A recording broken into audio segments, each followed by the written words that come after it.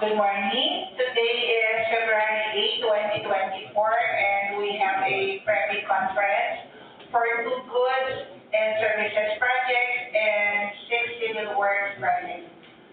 Before we start, may we request February to lead us. Right.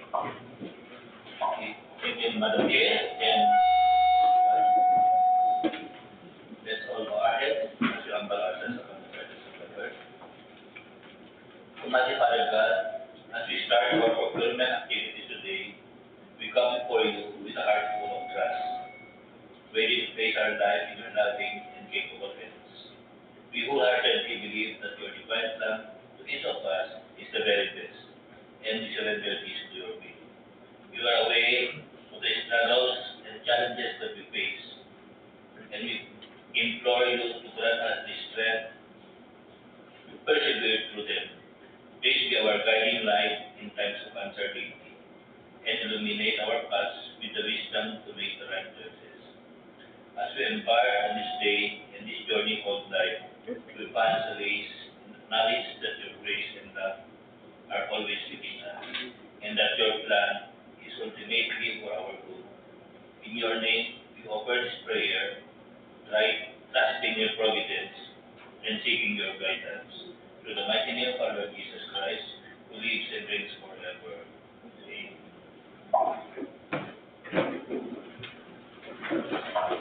Thank you, Sir Bernie. May we request Engineer Longlowan to check the attendance, please, and determine if there's a quorum. Yes, good morning, Madam Chair, and good morning, everyone. From Paved members, our Chairman, Edit Alpabaran, Present. our Vice Chairman, Attorney Henry Kevin and Denon, Engineer Isabelo Sigingap Jr., the Chief of the Construction Division, Engineer Bernard P. Calabazaro, the Chief of the Quality Assurance Hydraulic Division, and Ma'am Cecil M. Santos, the Chief of the Planning and Design Division. So we have a quorum, Madam Chair. Considering that there is a quorum, this private conference is called to order. Please continue. Yes, Madam Chair, for our PW members, the head of the PWG, Ma'am Wilhelmina Siaraw, Mama De Lucy Capasillo, PWG member, Ma'am Nina Kena Singson, Ma'am Mia Sandra J. Lemo, Engineer James George B. Antonio, Engineer Joel D. Bossi, Present, sir. Engineer David R. Hidalgo, Engineer Harold A. Alvarez. Present. For the Back Secretariat, we have Engineer Larry Casel, yours truly, Jane Liara, and Christel Capero.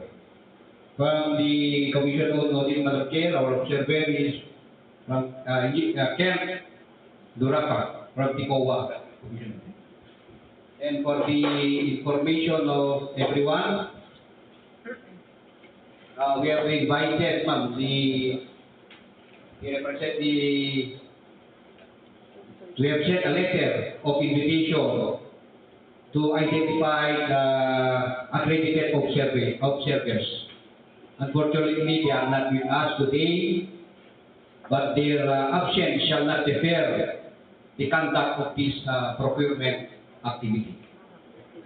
So that's all.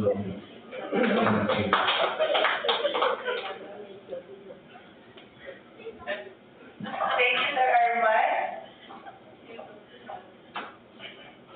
So, for the first goods and services, it is presented to us. This presentation explanation is for contract ID 23GB016 for the procurement of diesel to cover operational expenses of various land and water-based equipment for the dredging of the Cagayan River and other utilities will be presented to us by Engineer David Hidalgo.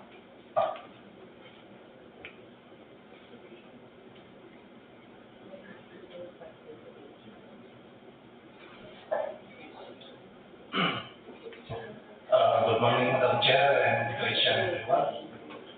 So for contract ID number 23GB016, Project name, procurement of diesel to cover operational expenses of various land and water-based equipment for the dredging of the Cagayan River and other tributaries.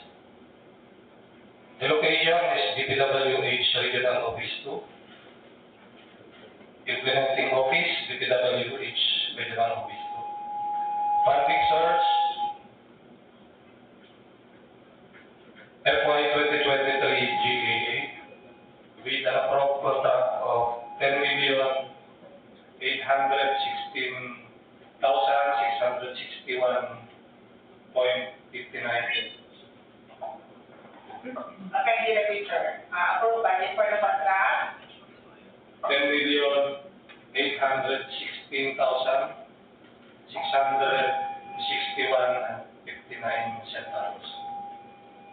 The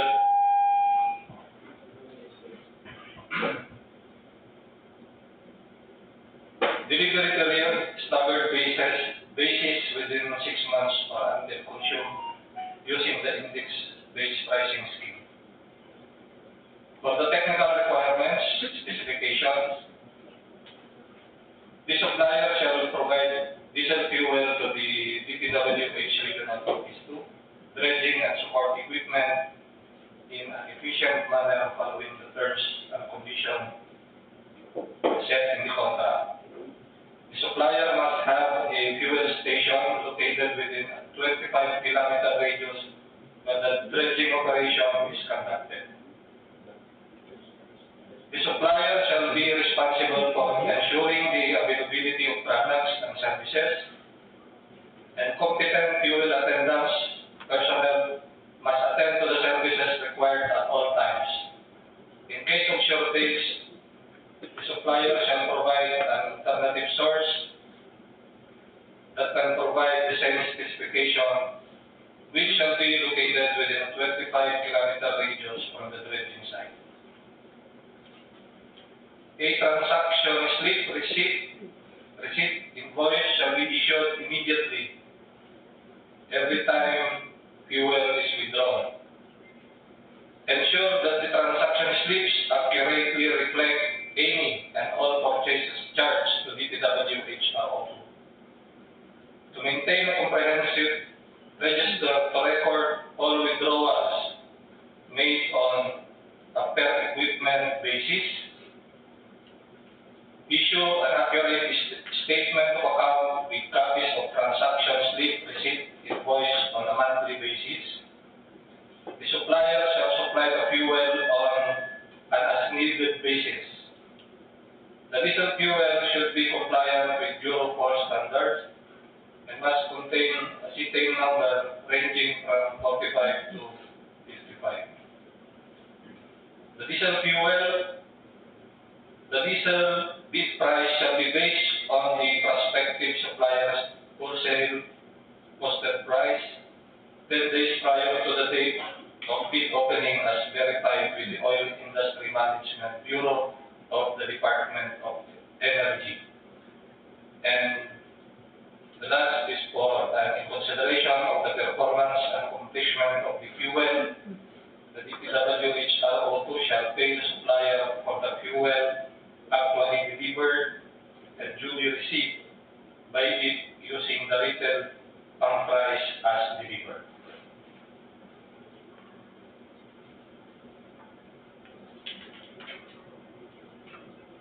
For eligibility requirements, the bidder must have completed a single contract that is similar to this project, equivalent to at least 25% of the ABC. For this purpose, contracts similar to the project shall be supply of diesel, completed within 5 years prior to the deadline for the submission and receipt of bids. That's all, Madam Chair. Balik na tayo ulit doon sa requirements. Sure that all contain comprehensive, registered, record, withdrawals based on per equipment agency. Next month. Issue an accurate statement, copies of slip, on a monthly basis. Siguro yung number 7, pwede maglagay tayo ng dapat na-submit siya on the 5th day of the ensuing month. 5th day ba yung sabi natin sa buwan? 5th day of the ensuing month, meaning yung for example, yung pang February, dapat na-submit na nila on the 5th day of March para makabayad din tayo kaagad. So, maki-include yun. Issue an accurate statement of account with copies of transactions, slip, receipt, invoice on a monthly basis to be submitted on the 5th day of the ensuing month. If The 5th day. of the ensuing month. Para din mabigyan ng time si supplies and also yung si accounting na mabayaran din sa month. Okay, so yun lang. Meron tayong prospective bidder dito for Yes, Madam Chair. We have from Developing Jewels, represented by Justice Lord Asuri. meron po kayong answer, what's now inquiry or wala. So, okay na tayo. So we're done with the first contract, yung 23GB016. Let's now go to the second contract for goods, 24GB001, to be presented to us by Attorney Kevin Quirón. Okay, thank you, Madam Chair. So before I start, may I request our Council Secretary to please call the participating bidders, prospective bidders, Yes, Mr. President. So for 24GB001, we have 4 participating bidders, prospective bidders. First from the Super Security and Investigation Agency Incorporated, represented by Paved Regina. Good morning, sir. Paris Regina. Okay.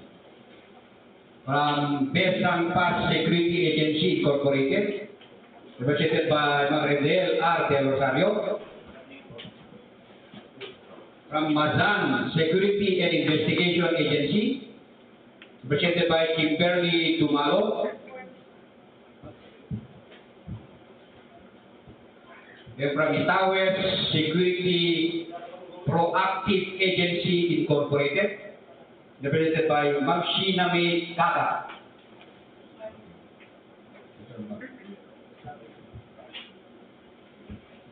Thank you, Sir Arman. Sir Kevin? Ma'am, Okay. may isa pa? Sige po, papasok.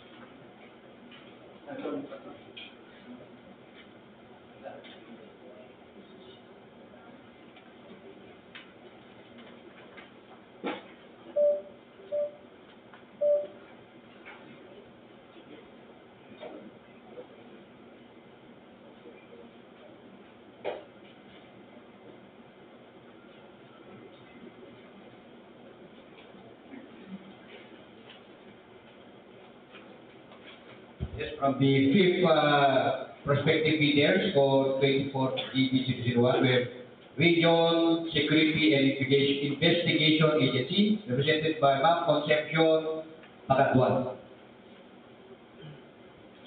Madam Chair. Okay, thank you, Sir Arman. So once again, good morning to everyone, especially to our prospective bidders, representative from our prospective bidders. So I will be presenting to you the second contract for today's procurement activity. This is contract ID 24GB001. The project name is Provision of Security Services for DPWH Regional Office 2 for April 1, 2024 to March 31, 2025 with 48 licensed security guards for 7 days a week, Monday to Sunday, including holidays. The location of this particular contract is DPWH Regional Office 2, Regional Government Center, Cavite Sur, Tuguegarao City, Cagayan. I think we will be including the other location of we will be including the other location of the office building of the this office. Okay. The implementing office for this contract is DPWH Regional Office number 2. Funding source is fiscal year 2024 GAA, particularly coming from the EO, engineering and administrative overhead. 2024? So we will be changing this, that should be 2024. Okay. The approved budget for the contract for this contract is 21,787,120 pesos and 86 centavos. And the contract duration is 1 year, starting from April 1, 2024 to March 31, 2025.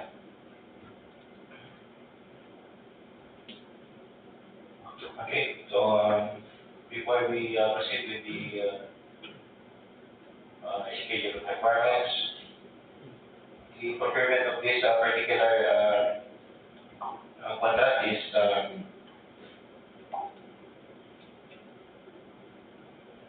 for the safeguarding and protection of the properties, equipment, facilities, and confidential information of DPWH RO2, including its officials, employees, and their visitors. Okay. So it includes not only this particular office, but other facilities of DPWH RO2. So for the schedule of requirements,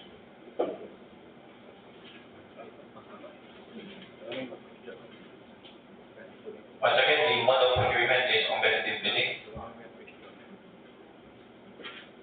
So for the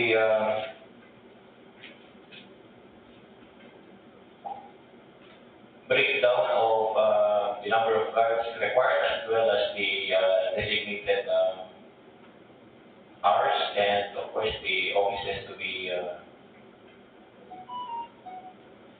identified offices, I should say. So this is now the breakdown.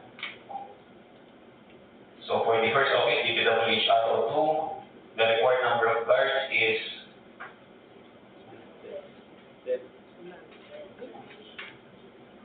okay.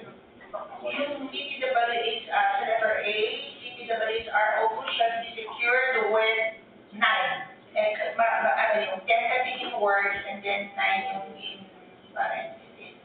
So that should be 9. So, okay, so the presentation of this would be in this manner. No? So, sa day shift, this is for 6 a.m. until 6 p.m.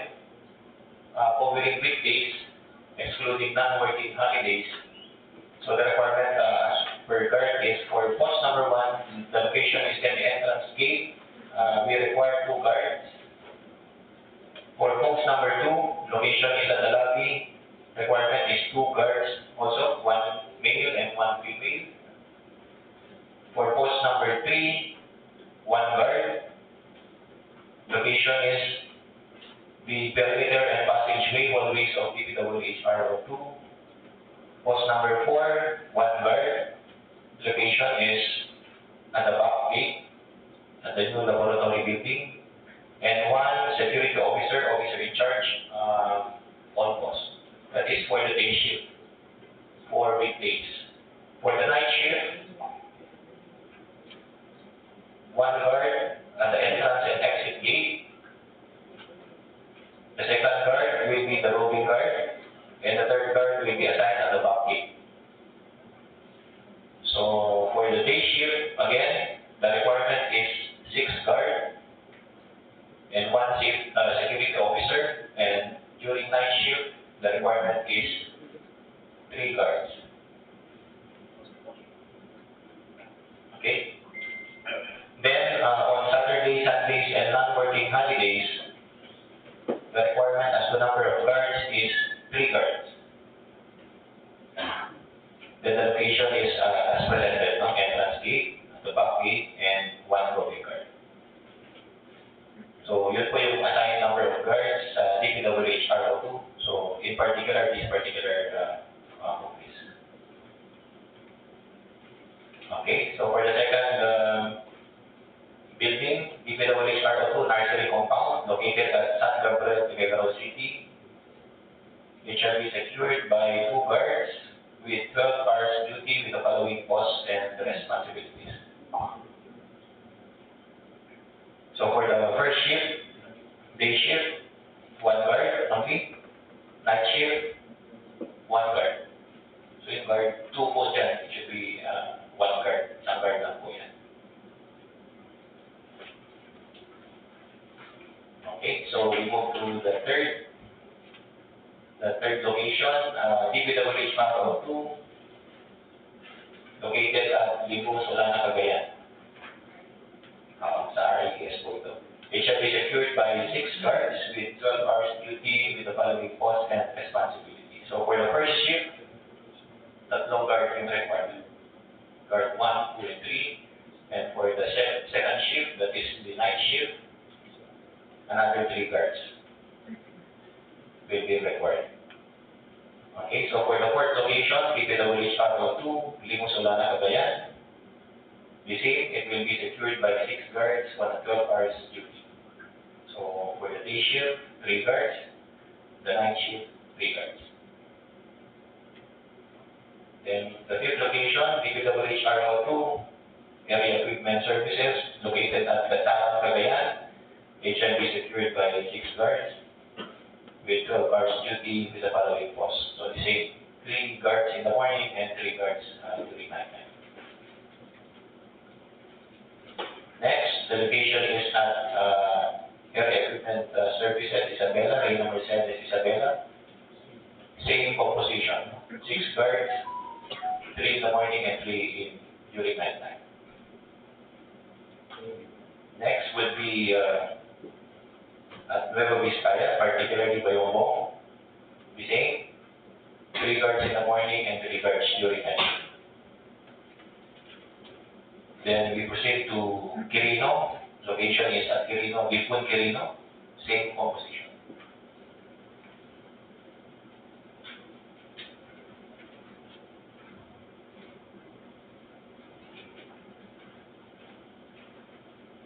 Okay, so before we proceed with the minimum requirements, I will be discussing the qualification of the service provider. So kung may question po yung mga prospective bidders natin, you can raise it. So these are the following qualification of the service provider.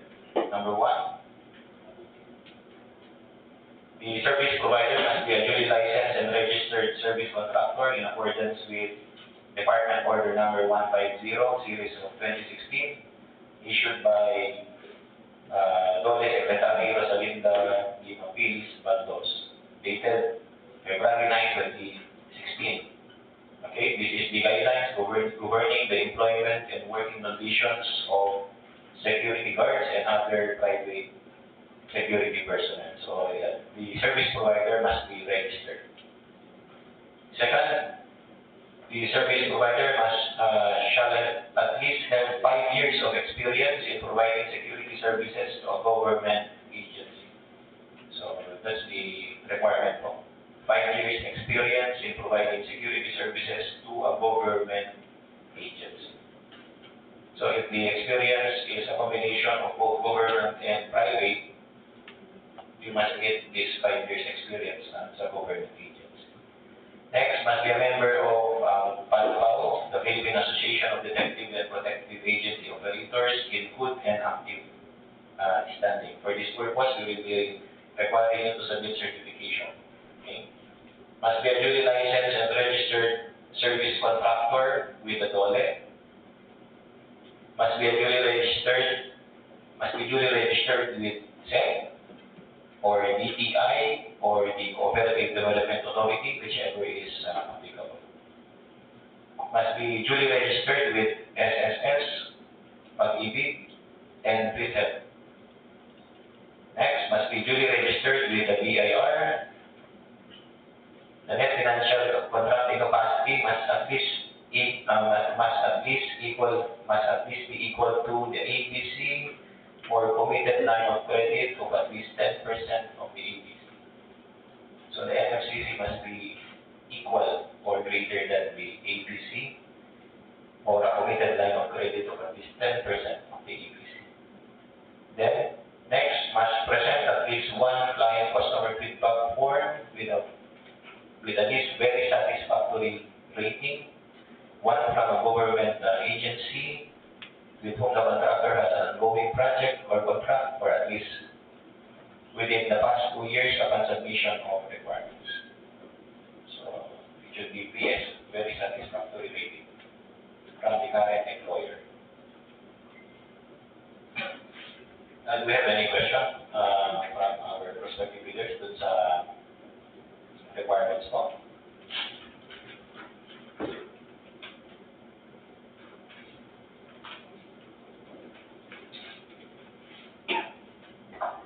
Meron po tayong injury or ano, wala po? Sige. Go ahead, Sir Chairman. Okay, so we now proceed with the minimum requirements for the security guards.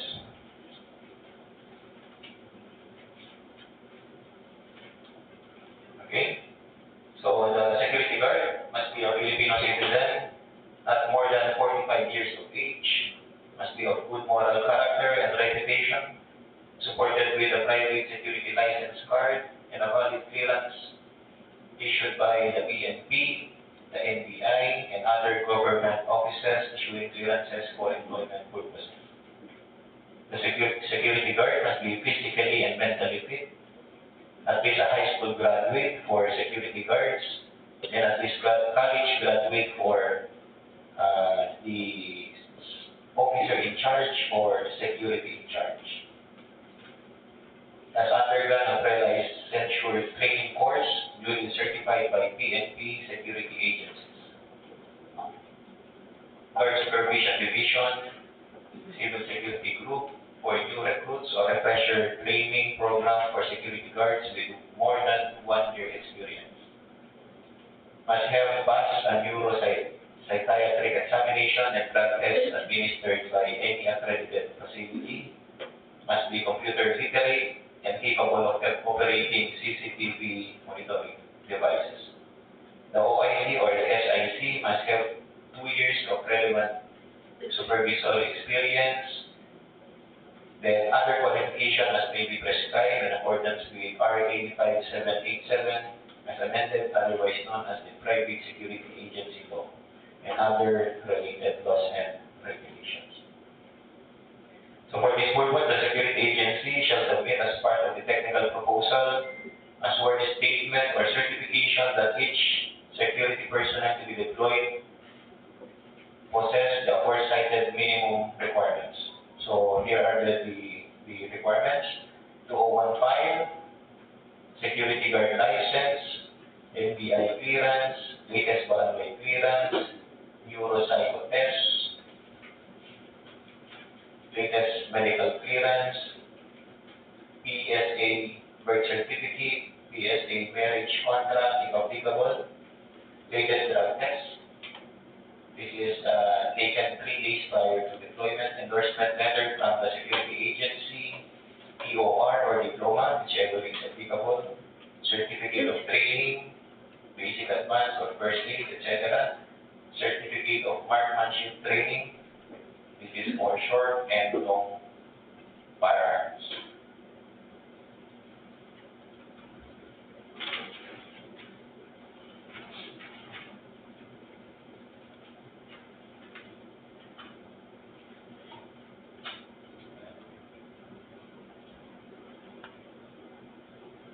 Okay.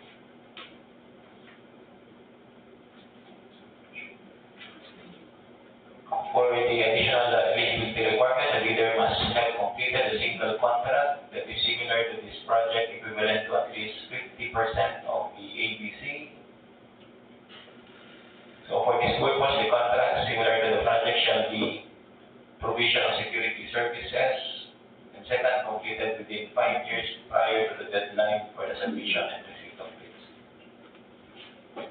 So before we proceed any further, Chair, maybe once again know if there are comments from the prospective bidders.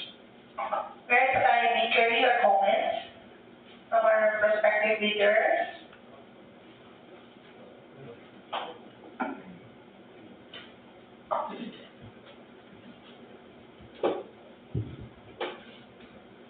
Good morning po. Sir, can we have a copy of the format for the single largest contract? Kasi po walang nakatas na format po sa dito. Complete po kasi nandun. Completed. Okay. Thank you po.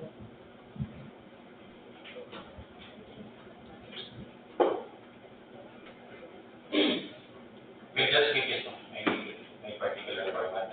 We'll just give them a copy of yung format for the SLCC para maging pattern nila. So the SLCC, the single largest completed contract required under this particular contract is that it must be at least 50% of the ABC. So we'll just give them a form. Hindi naman attach the difference.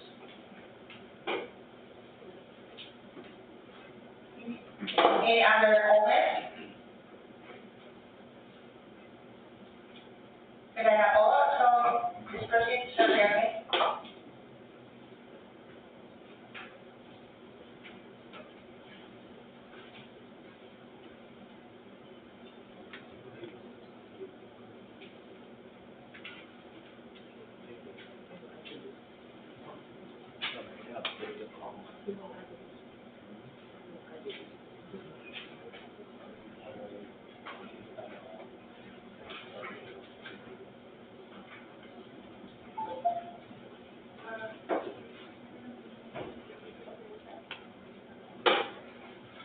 Okay, so before we proceed with the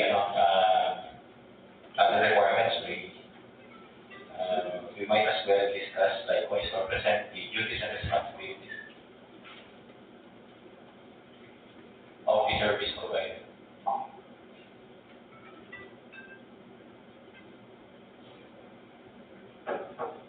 Okay, so these are now the responsibility of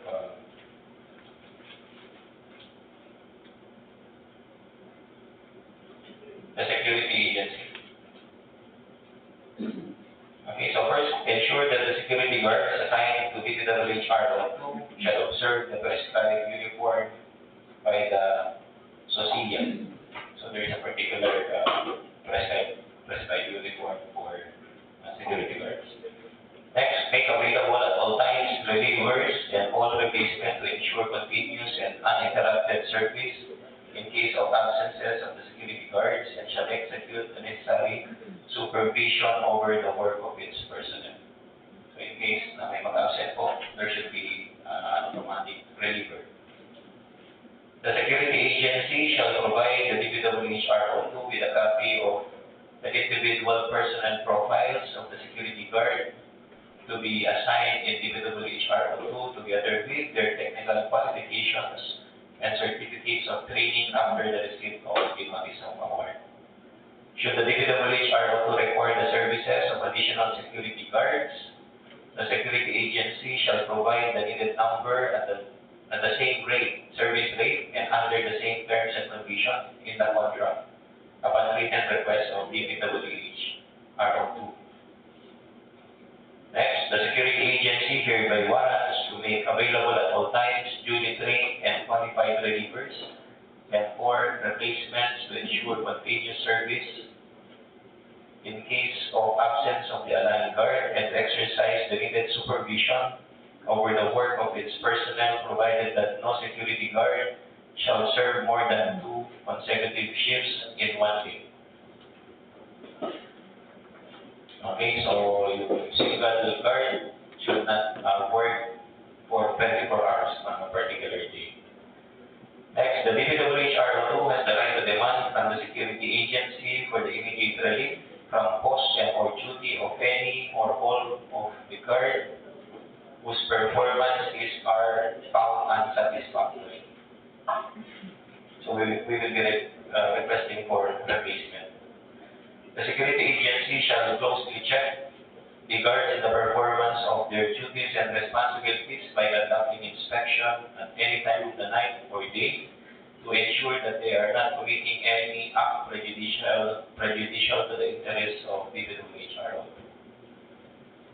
Next, the DPWH RO2 shall not be responsible for any accident, mishap, or injury or any kind of nature sustained or caused by any of the guards assigned by the security agency, including death resulting therefrom. The security agency shall be solely liable and answerable for claims, if any, that may be made by guards under the provision of the Labor Code and other relevant laws. The security agency shall be exclusively responsible for the enforcement, compliance, observance of labor laws, pertinent rules and regulations governing employer-employee relationship relating to the operations, management, and conduct of security agencies. The security agency shall protect the DPWH RO2 from any liability arising from non-observance of laws, rules, and regulations referred to in the preceding paragraph, and or whatever claims, cases, either administrative, civil, or criminal, arising from non-compliance with an agreement or other laws or as a result of this contract. The security agency shall be liable for DPWH RO2 for any loss or damage that may be incurred upon the latter's equipment, buildings, and properties within the guard's premises, except when the loss or damage occurs inside a closed office, building, or compartment into which the security agency or its agents have no access. In which case, the security agency is not liable unless the door or window of any of the office, building, or compartment is forcibly opened, and such was not prevented because of the acts of omission, fault, or negligence of the guards. For loss of and or property damage delivered or entrusted by DPWH RO2 to its employees, which equipment or property is outside the administrative control of the security agency, at the time of said loss or damage, the security agency will not be liable. In this connection, properties or equipment are considered outside the administrative control of the security agency only when the same is brought outside the DPWH premises by the authorized employees themselves. And the last is for the loss and or damage to property resulting from fortuitous event or force majeure. So under these three circumstances, the security agency shall not be held accountable. Next, for any loss or damage stated under paragraph 1, the security agency shall indemnify the DPWH RO2 for any loss or damage to the property or properties of the latter, provided that it has been fully established that said loss or damage as a result of the act or omission, negligence, or fault of the guard on duty. To ensure compliance with this undertaking, the security agency shall furnish the DPWH RO2 a performance security to guarantee the payment of such claim for damages and those claims arising from the operation of the contract. It is understood, however, that the liability of the security agency shall not be limited to the amount of the performance security, but to the actual loss or damage that may be suffered by this office. Next, the loss or damage to property shall be brought to the by DPWH RO2 within 24 hours from its occurrence or discovery and shall immediately be acted upon by the security agency. Any unusual occurrence in the premises noted by the guards should be reported immediately and in writing by the security agency to the Chief Administrative Division of DPWH RO2 within 24 hours from its occurrence. The security agency shall also provide the DPWH RO2 copies of the result of the drug test and neuropsycho exams, including police and NPA clearances of each security guard assigned to this office. No security guard shall take any intoxicating alcoholic drink or prohibited drugs within the premises of the building, whether she is on duty or off duty. Likewise, smoking by any of the security guards is strictly prohibited within the premises of DPWH RO2, whether she is on duty or off duty. Next is statutory increase in salaries, allowances, benefits, and additional compensation shall be borne by DPWH RO2, but the agency fee shall not be included in the computation of the increase. So in case of increase po, if the salaries will be shown by this office, but the agency fee shall not be included in the computation of the increase. Security equipment to be provided to the security guards shall be delivered by the contractor security agency at its own expense in coordination with the General Services Office, Administrative Division of this DPWH RO2, which shall take into account the proper utilization of such equipment and supplies. Number 1, standard long arm to be issued to guards posted at the entry and exit points must be a 12-gauge shotgun. Standard firearms to be issued to guards must be high-capacity 9mm pistols or a 45 ACP caliber pistol, and that the security agency shall warrant that the aforementioned firearms are duly licensed and that all the guards have the required permits to carry and possess the same. Licensed communication radio, transceivers with complete accessories, metal detector, cellular phone or wireless telephone and security detachment, flashlights, baton, whistle, handcuff, rain boots, raincoats, umbrellas, first aid kits, security reflector vests, and pens and a record book. Okay. May question po kayo noon? Wala po. Please continue, sir.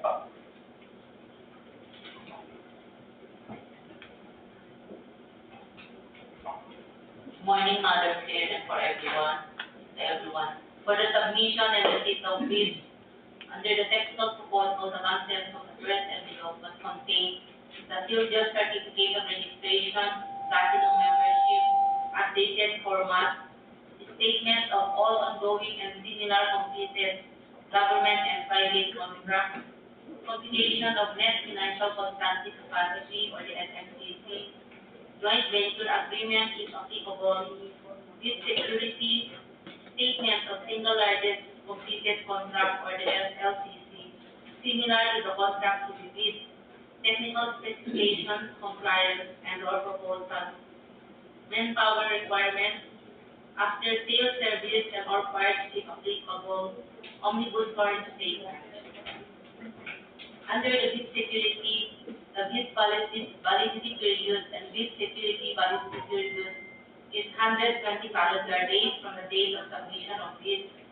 The bid security shall include the bid security declaration or at least one other form, such as cash or cashiers and or manager's check issued by a universal or commercial bank draft and or guarantee irrevocable letter of credit issued by a universal or commercial bank in which the amount of bid security is equivalent to 2% of ABC. Surety bond callable on demand issued by a surety or insurance company duly certified by the Insurance Commission and authorized to issue such security The amount of bid security is equivalent to 5% of ATC.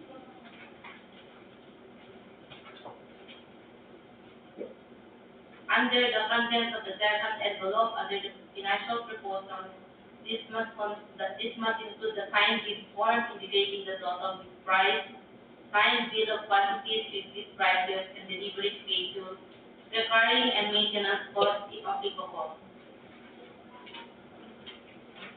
For bid evaluation, the BAC shall evaluate the financial proposal using non-discretionary criteria including arithmetical corrections or computational errors, and thus determine the correct total calculated bid prices. The following factors are to be considered in the evaluation of the bid prices. For completeness, no price is in required items this is equivalent to non-compliant. Indicating a zero or dash will be free to the government. All prices are deemed to include all taxes. Bids not addressing or providing all of the required items in the bidding document, including where applicable, BOQ shall be considered non-responsive. Arithmetical corrections and or discrepancies, bid prices in figures versus words prevailed, total price versus unit price per item, unit price prevailed, total price versus actual sum of component items, actual prevailed, unit cost in detailed estimate versus unit cost in BOQ, the latter prevailed. The BAC shall automatically disqualify any total calculated bid price which exceeds the ABC, which is considered non-compliant. For cost qualification, verification of the compliance of the goods offered with the requirements, verification of legal documents, licenses, certificates, permits, verification of work experience, and the declared single largest completed contract, or the SLCC, similar to the contract being procured. Verification of the bidder's performance in its ongoing project. Delay in the partial delivery of goods amounting to 10% of the contract price in its ongoing contract. Unsatisfactory performance of the supplier's obligations as per contractors and conditions at the time of inspection. For the award of contract, the contract shall be awarded by the procuring entity to the bidder whose bid has been determined to be the lowest calculated and responsive bid from detailed evaluation conducted. Reminder, the deadline for submission of clarification must be 10 days before submission of bids. A supplemental and or bid bulletins, if any, shall be posted in the PhilDEP and DPWH website. Deadline for submission of bids will be on February 21, 2024 until 10 o'clock in the morning at the Procurement Conference Room, 4th floor, DPWH Regional Office 2, Extension Building 2, Regional Government Center, Harrisburg, Toledo City, Cagayan. Number of copy of bid proposal, 1 original copy sealed in an envelope. Date and place of opening of bids will be on February 21, 2024, after the deadline of the receipt of bids. At the Procurement Conference Room, 4th floor, DPWH Regional Office 2, Extension Building 2, Regional Government Center, Harrisburg, Toledo City, Cagayan. Bidding documents may be downloaded from the PhilDEP and DPWH website. That's all, Madam Chair. Thank you. Thank you, ma'am. Meron po kayong further questions sa the presentation of Ma'am Adeluz? Wala po.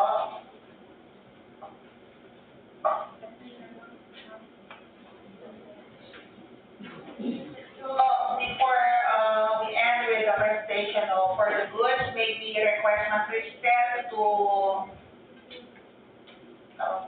i-post mo yung form to be used for the SLCC. So that will be the form. And then we will be issuing a bid bulletin para po ma-include yan doon sa bid box. Pakipicture na lang po ba? Yes, ma'am. Sorry, how in regards to the ongoing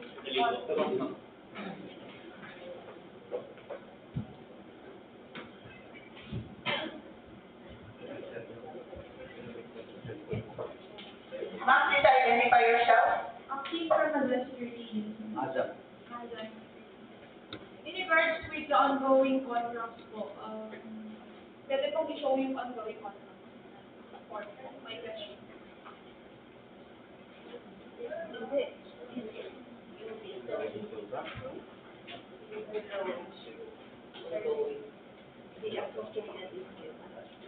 Opo.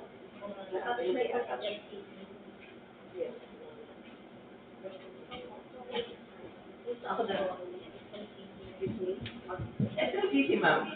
Nakalagay pa kasi dun sa note, shall be supported with the fee.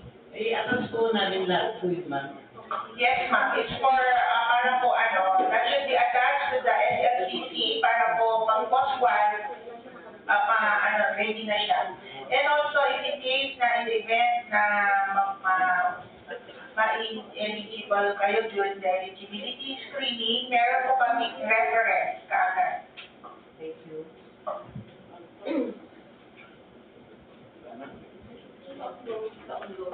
And then, please be reminded na sa mga SLCC natin, ang what is now, among the three documents to be presented, ang pinaka-importante dyan is yung certificate of acceptance.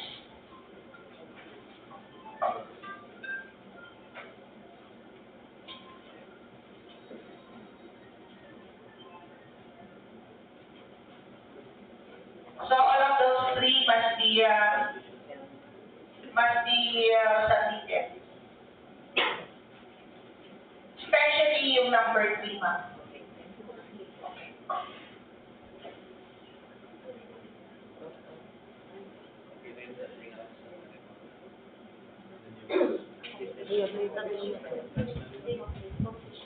Yung inquiry ko dito is yung sa number 3, these are the ongoing files of the security services. So the number 3 indicated that the certificate of accomplishment signed by the owner or the authorized representative.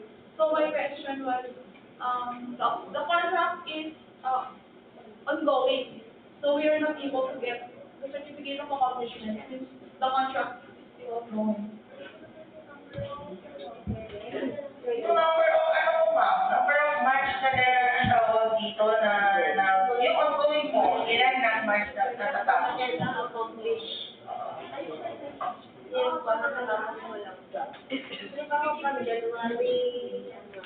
For example, meron kayong ongoing na contract January to December,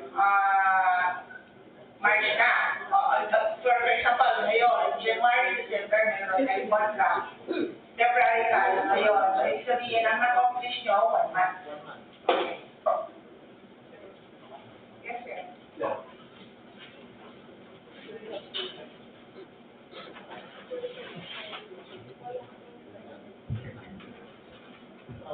Good morning po. I'm from the National Security Agency. Actually, my question is regarding the competition of our financial proposal. Ano po yung basis po namin for computing the thing? Will it be the PADPAW cost distribution po ba? And in addition to that po, kasi may mga latest premiums na po tayo like the Pag-ibig and PhilHealth. Susundan po ba natin yun? Sorry, dun sa competition po ng ABC na lahat po yung labor standards, latest, were included. Were included in the computation. For example, yung Pag-ibig po, we're going to use the 200 na premium po. Because that was effective February 1.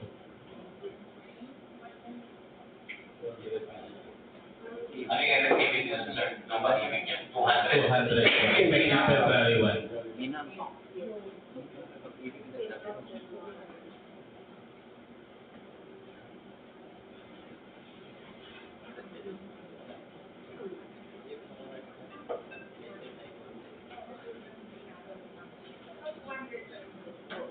Yes. February 1. Yes. Okay, we will check the rate. Yung nakalagay din sa Pag-ibig dito is 100 pesos. So this was prepared prior to the effectivity of the yung sinasabi. So we will we will try to reflect yung mga latest na amount. Costing. Thank you po. Another thing po. Are we bidding po ba based on RA 9184 or based on LOLE po? Kasi po, pababaan mo ba ito or susundin po natin yung RA 11917 na nakapeg po sa 20% yung total contract cost? Meaning po yung agency fee po ba natin, bababaan po siya or susundin po natin yung RA 11917 that bidders cannot go below the 20% standard administrative overhead. RA 11917 for the information po repeat RA 6487 for the private security agency. Sir, ganito na lang po. For your question, inquiry, please put that into writing. Okay. Okay. Para ipuon niyo na po lahat yung mga questions niyo para isulat niyo na lang po sa Yes po. okay. Salamat po. Also, we encourage yung mga ibang prospective bidders natin na kung just the same, isulat niyo na lang po kung meron further inquiry. Madam Chair, we have mga po na prospective bidder natin. Yung sa militant security, presented by Percy Tejano. Sir, may query ka? Yes, sir.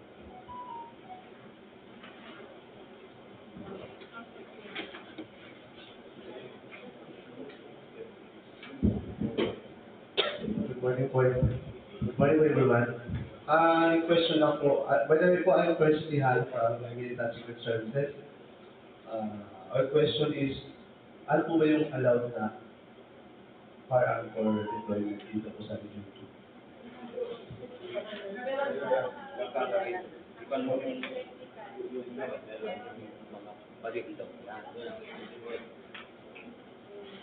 45 po, tama po ba? So, for private security agency po, either po sa dalawa po pwede po. Or naman po, di ba po? Kasi yung 45 po is considered as high power. So, we were choosing the 9mm po. Opo. Either 9mm pistol or the 45 caliber. Sila po muna. Thank you po. Baka additional reminder lang, That's a sir. Sir, yun po yung query niyo po, pwede po bang isubmit niyo siya up to February 12? Monday. Eh, sir, morning. 10 na lang. Baka mamaya submit yun din after this, mga 4:30 yun. Basta, kung pwede nyo isubmit siya ng Monday, February 12, 10 a.m., you can address that to, submit that to, pwede i-email sa bank secretary.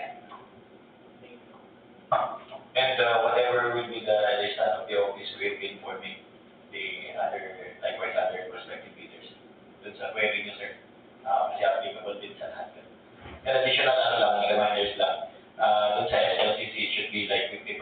Pero we impose additional requirement of at least 5 years experience in providing security services to a government agency. Wala namang na-specify na amount dito. It's a matter of like providing services. It can be private. What I mean is SLCC can be based on your contract in a private company. Pero dapat na-comply mo po yung 5 years experience sa government agency. Baka yung mindset po natin is SLCC should be based on yung services nyo sa government agency. Hindi po pwedeng sa private yun. Pero meron ka experience sa government agency ng 5 years. Regardless of the amount. We will provide.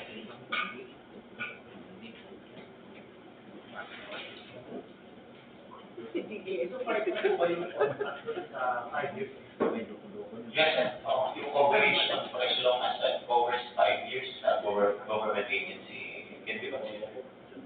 But the basis for the single largest completed contract, it can either be private or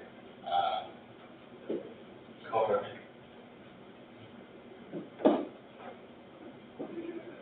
So yung 5 years na yun, that would mean a continuous po yun.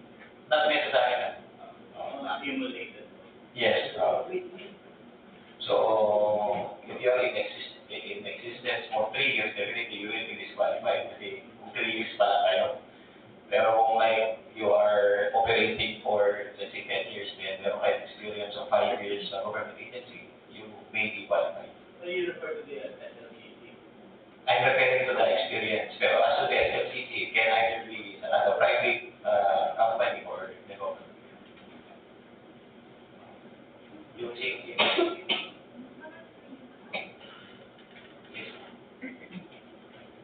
As much as manual and screening namin ngayon, may we request that you bring along with you the original of your certificate of absence, yung original ng documents nyo.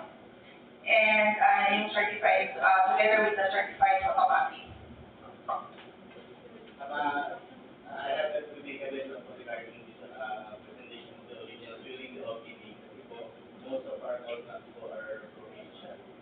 Because ang agent learning. So kung nag-reviews po kami minsan ng certificate of performance, the resource madating sa amin. So email lang po muna nagpapadala. Sige sir, tingnan na lang namin during the cost one. Okay. Ay sir, excuse me po. Nalito lang po ako dun sa 5 years at sabi po. Pag nag-declare po sa LCC na na-complete po siya within 3 years lang. Ano po yung... okay lang sir, okay lang. Yung 5 years kasi pertains to the experience of the, so that it doesn't pertain to the, yung amount of the contract na natapos. Okay. So for example, yung meron kayong contract like for 6 months, but the amount is 50% of the APC, okay lang. Okay lang. Thank you.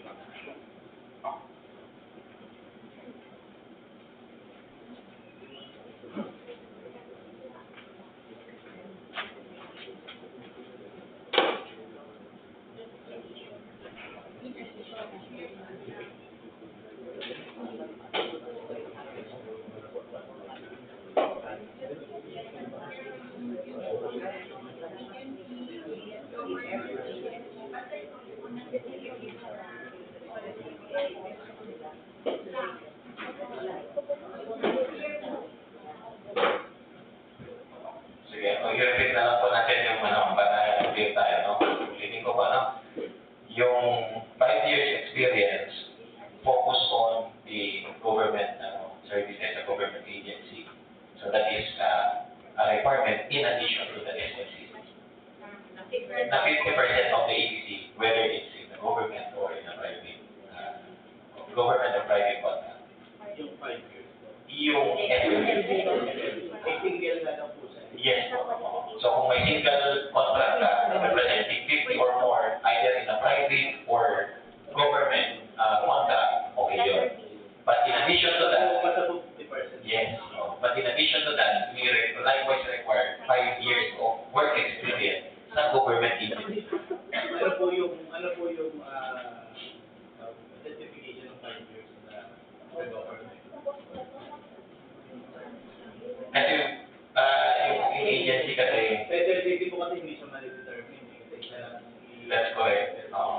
Yung 5 years po na sinasabi niyo, ano po yung determination?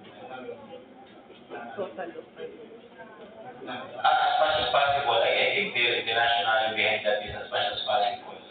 I don't know if yung similar services is being given either to a private or a government, pero as much as possible, kaya namin inupush yan, is yung experience ng service provider should be sa government offices. Pang understanding ko po yung 5 years na determine po sa completion. Kasi within 5 years po yung requirement. I think yung experience mo would, when you say experience, it should be that the contract should be completed.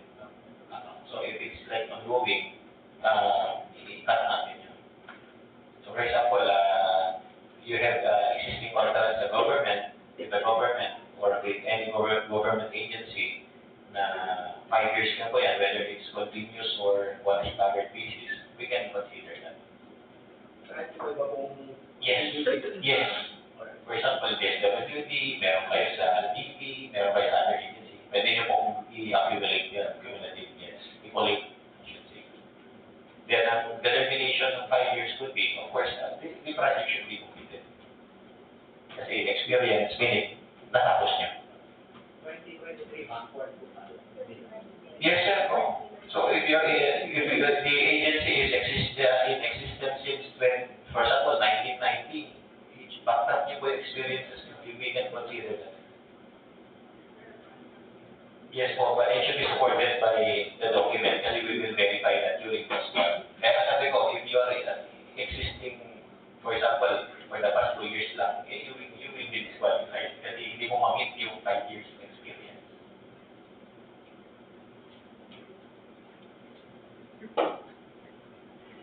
Meron pa po, sir?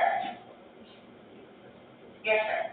Ang follow-up question yung sa kanina, kung sa talagang kung 918, pari 918 or 1117. Actually, sir, yun po yung tanong niya kanina, and then we requested, sir, to submit a query to be submitted on or before February 12, 10 a.m. Like maybe email to the back secretariat. Whatever kung ano po yung answer doon, ibibigyan po namin sa inyo ng copy.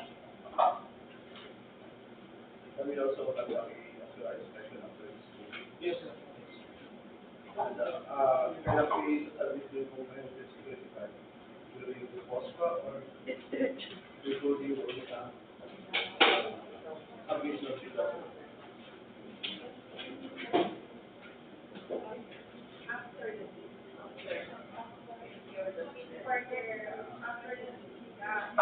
Number 10, the comprehensive security plan and emergency response plan of the security agency shall be subject to further review by the DPWH RO2 after the bidding.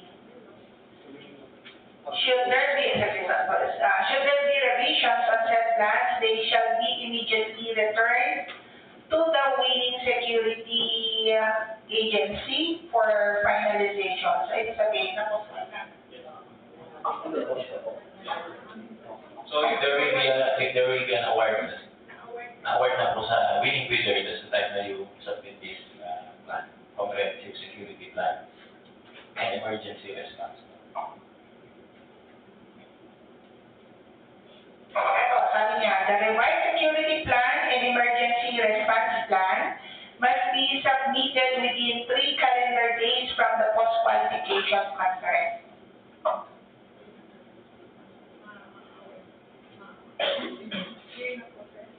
Yes, sir. Meron pa po.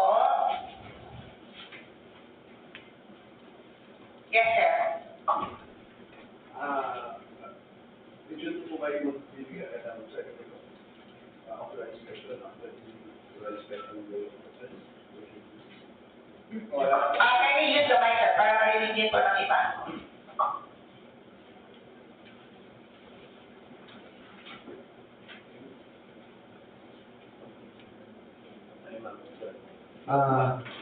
DPWH will issue a certificate of authorized inspection after our inspection after the end. Or is it a requirement to attach the certificate of authorized inspection on the PD document?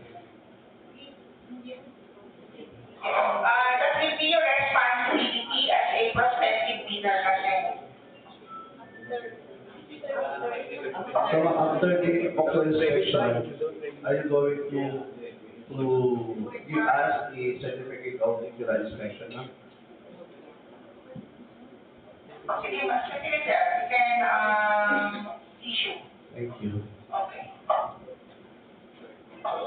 In connection to that, all prospective bidders are encouraged to check the vicinity of the offices, facilities that are being mentioned. Okay? Kasi iba-iba kasi yung locations ng natin, ng offices. One, ito, yung una, this is the the main na office namin. And then we have one office, ayun, yung isa, sa nursery compound, doon sa San Gabriel, malapit sa SM. And then we have another one in Limusolana, we call that the RDS, nasaan yung mga kwan namin, yung pang-repair ng equipment namin. And then next, yan bang Limusolana yan, yun sa QA yan. Teka muna, yung dati namin compound na nasa tabi ng RDS. And then makita niyo din sana doon kung ano yung dapat i-secure na mga properties.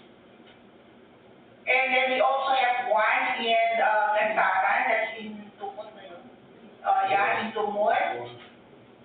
And then sa isa, sa Reina Mercedes, area equipment services din po namin yan. And then one in Nueva Vizcaya.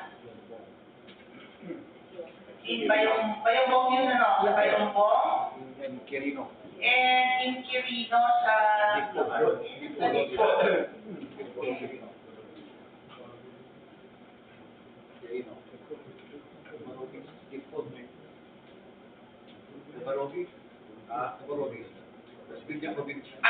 Sir Bong, nasan yung area doon sa Quirino? It's in Cabarugis. CD Cabarugis, double R. Cabarugis. Okay, balik mo. Ibalik mo. So, ibalik mo pa sa top. From the top. So, yung dito, yung DPWH auto, dito sa RGC, this is the one, yung location, isang location yan. And then yung letter B, yung sa nursery compound, yung malapit sa SM. And the third, yung sa RES na tinatawag namin, sa Limusolana. And then yung yung pang-apat is yung tabi ng RES. And then we have the area equipment services in Dantara, that's in Dumon. And the next one in Isabela, that's in Reina Mercedes. And then in Nueva Vizcaya, that's in Bayongbong. And lastly, yung sa ATS Quirino namin sa Cabarugis. So, yun po yung mga secure na areas.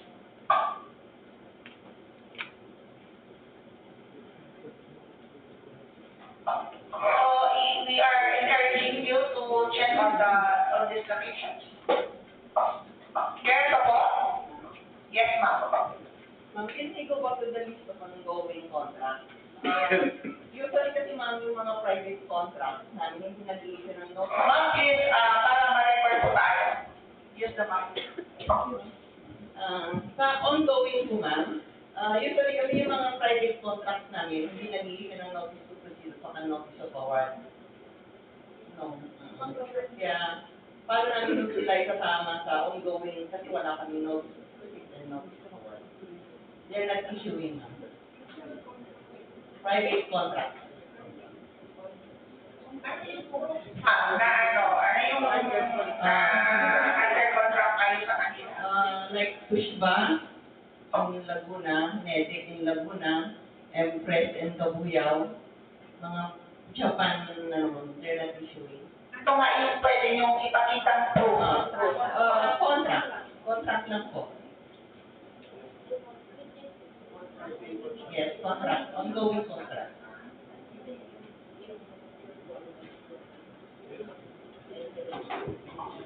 Ma'am, if I mean, okay lang ma'am, you can submit a copy of the contract kasi under yung contract duration. And the purpose of this ongoing government and private contracts naman is to determine kung pumasok kayo dun sa required NXT. Thank you po.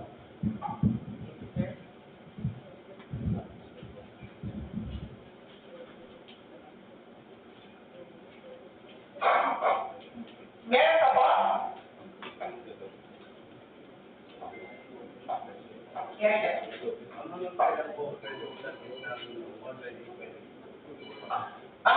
February 12, sir. 10 a.m. You can email it to the bank secretary.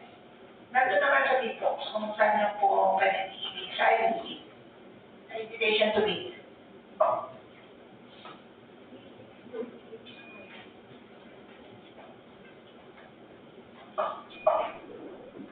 Doon sa invitation to meet, sir, doon sa pinaka, tawag di ba, 7 page ba yun? Or wala kasi kung ilang pages siya.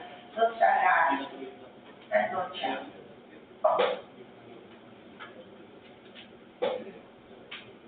Kaya ito po, kunin lang po nila yung email po.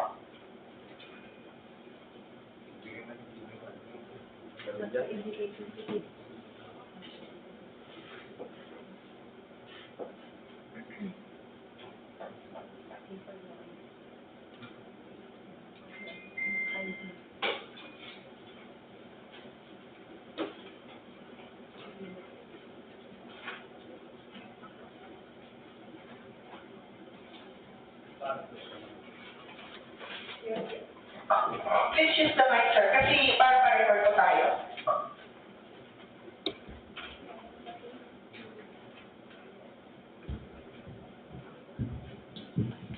Doon po sa atas ng tatlo po, para question na po namin doon. Kasi po yung, we believe ma'am, yung acceptance is under DPWH is na construction contract.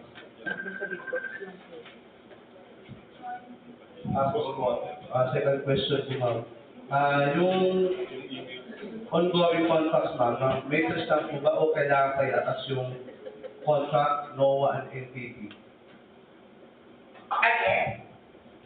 Doon sa second question ma'am, doon sa ongoing contract, kailangan may lang po ba or sasama yung atas ang contracts, NOAA, and NTP? Sir, ganito na lang po. Just the same, para po makuha natin lahat ng gusto nyong itanong, ano na lang po. Please put that into writing. Para ma-address po namin lahat yung concerns mo, baka kasi mamaya, pag nasagot kami, meron kami na-miss. And we also have to study kung ano po yung mga proposals ninyo or yung mga concerns ninyo. Okay. Okay. So, yung email naka-flash na po dyan. You can address that to Engineer Larry Y. Hasem, Engineer 3, Officer in Charge Procurement Staff, and the email is kasem.hilario@dpwh.gov.ph, and his cell phone number is 0935-176-0624. Yan po ay kasama dun sa invitation to meet. So, ano man po yung mga queries mo ninyo, put that into writing and please send them until February 12, 10 a.m. Kaya ito po. So, thank you for our respective leaders. Thank you for attending this private conference for our groups. And wala na po yung ipaponsor your excuse. So we proceed with the private conference for civil works.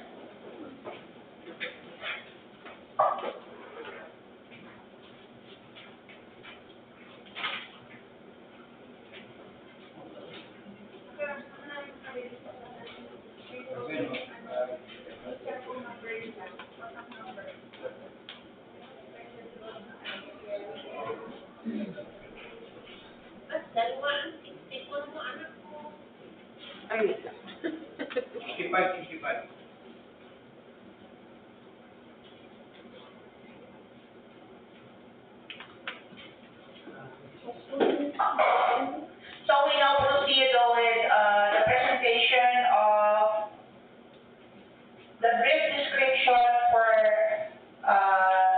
the 6 civil works project. For the first project, 2024B00060 will be presented to us by Engineer Maharlika. Thank you, Madam Chair. I'm going to present the contract recap for contract ID 24B00060. So the project name is Ensure Safe and Reliable National Road System Asset Preservation Program, Construction, Upgrading, Rehabilitation of Drainage along National Roads, primary Maharlika, LC K035+040 to K0326+227.77. Location is in Tagos, Sabela. Implementing office is DPWH Regional Office 2. Funding source is DPWH Fiscal Year 2024. And then ABC is 121,198,862.84. For the brief description of the project is construction, upgrading, rehabilitation of drainage with a length of 1.472 kilometers as per survey with structural wall HDP 5 2.0 meter diameter, concrete pavement of 0.23 meter thick, 7D concrete, and sidewalk 0.15 meter thick, 14 inch concrete. For other general requirements, we have the project billboard, signboard, for the DPWH, COA and DNR, Professional Safety and Health Program, traffic management, mobilization, demobilization, removal and relocation of utilities, environmental management and monitoring. For earthworks, removal of trees, about 900 mm diameter, considered as large, removal of structures, obstruction, 0.23 meter of PCCP and concrete. Excavation, surplus common and structure, foundation fill, shoring, framing and related works. Embankment, roadway, and structural excavation, subgrade preparation. For sub-base and base course, we have the aggregate base course, polymer stabilized sub-base, base, sub-base course. For surface courses, we have PCCP, 0.15 meter thick, 14D concrete, we have PCCP, 0.23 meter thick, 7D concrete. For road bridge construction, reinforcing steel grade 60, structural concrete of 27.58 megapascal for 28 days. We have drainage and slab protection structures, metal frame and covers, metal frames and grading. For miscellaneous structures, concrete curb, casting blades, furnishing and transplanting of trees, and RC pole and pedestal. Concrete, clay, plastic, and fiber type. For contract duration, we have a total duration of 255 calendar days, breakdown as follows: networking days of 168 calendar days, predetermined and workable days of 15 calendar days, Sundays and holidays of 42 calendar days. For pickup license, the required pickup license of at least may do 3.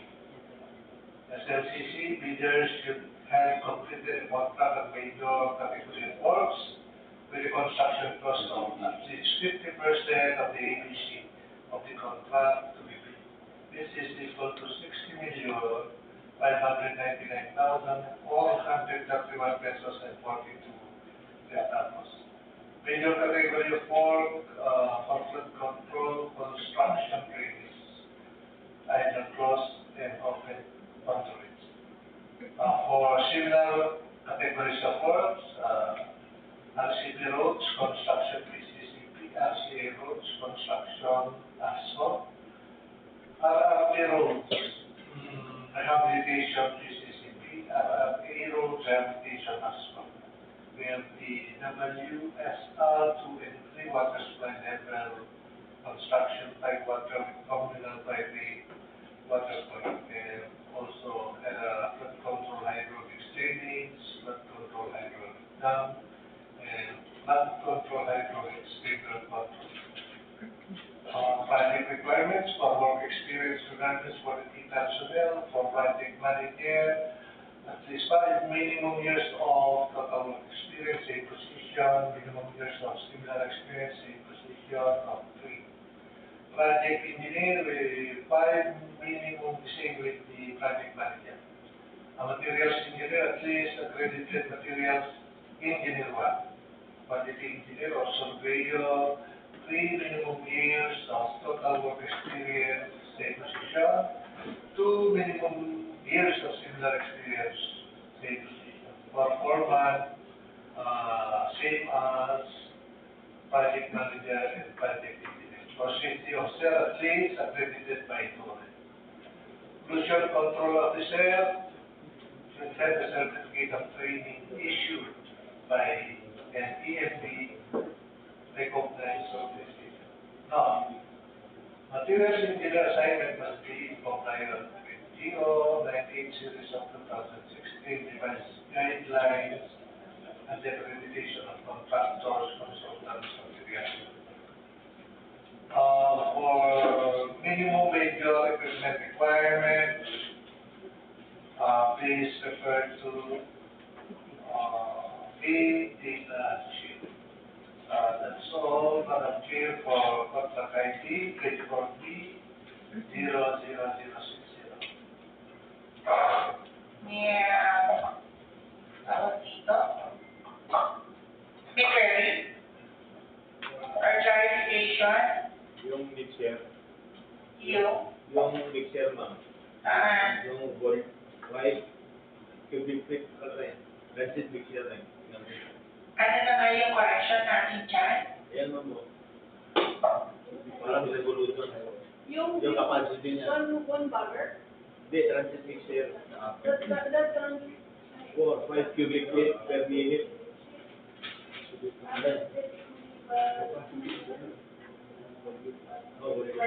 that's equivalent to yung volume.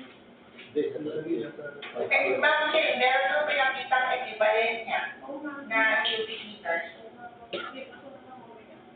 Sige ba? Pati yung, saan ba yun? Yung one bagger na 46 feet, that's equivalent to 2.2 cubic meters. Kaya ng one bagger. So, tama rin ma'am. Tama yun daw yung yung 4 to 6 cubic feet, that's equivalent to 2.2 cubic meters. 0.2. 0.2. Yung transit mixer na lang i-verify. Nag-convert na sila for information sa Joel. Nag-convert na sila Cecil. Pati tignan na lang yung conversion. Pati yung natanggal lang natin yung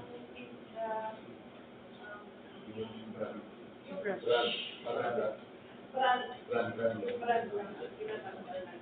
The others, nag-compute ako ng conversion. May query ako tungkol sa PCCP, yung investment. Why you just using 23 centimeters? Because it is a long, Please, can you use the mic para ma-record yung mga... can we go back to the project name, Mama? Project name. Ayan, rehabilitation of drainage. Drainage lang po siya, sir. So, hindi dadaanan ng malalaking sasakyan. So, yung over lang niya yan sa dun sa side, 2.2 lang. Hindi po. Rehab of drainage,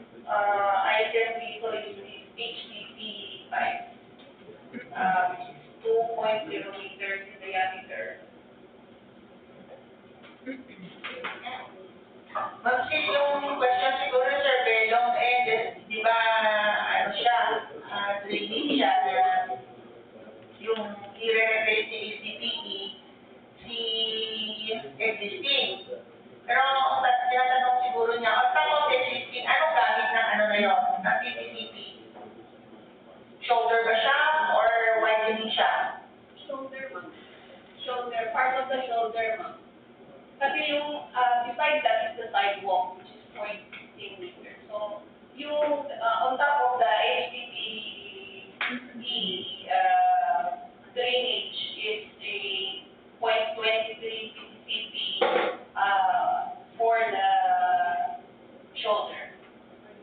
For the shoulder. Meron ka bang clarification sa Mayo?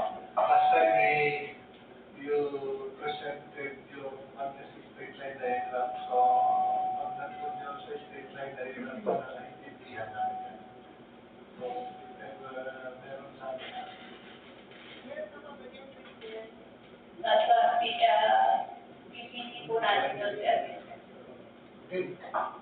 Para satisfy sa Belo, baka nandyan pa mag-respect, project mo na lang. Wag yung ang tradition lang yan. Kasi yung last project namin was sa Santiago City. So yung carriageway namin, yung thickness 30, then yung shoulder 0.23. Then yung 2 meters na namin, na drainage, meron pa man. May ginawa pa kami. So, yung sinasabing 23, baka nasa shoulder or... Yes, ma'am. Yung widening na rin, 0.23. Anong sasabi? Last project natin. Kaya po siya. Ay, nasasabi lang. So, it's part doon sa yung pipe, yung drainage is below the sidewalk, actually, part of the sidewalk and part of the shoulder. Okay. Kasi it's on 15 degree. So, Hindi naman siya, it's outside of the street. Okay, thank you, Ma'am President.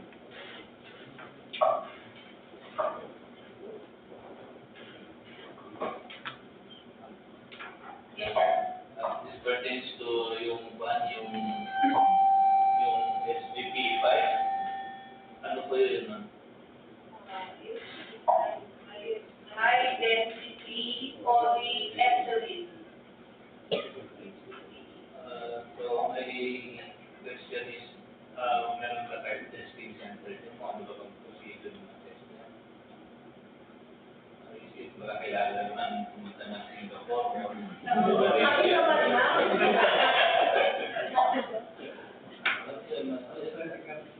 Ano naman testing niya? Sir Bernie, I suggest you coordinate or you call PE Fuerteventura. Kasi yan yung HDPE, yung ginamit nila doon sa Boracay pa yun. Sige, tawagan ko na ng Sir Noel. And then mag-inform pa ako doon. Okay. So we're done with 24B, 00060. Let's now go to 24B, 0004 to be presented to us by Sir Bernie. Thank you, Madam Chair.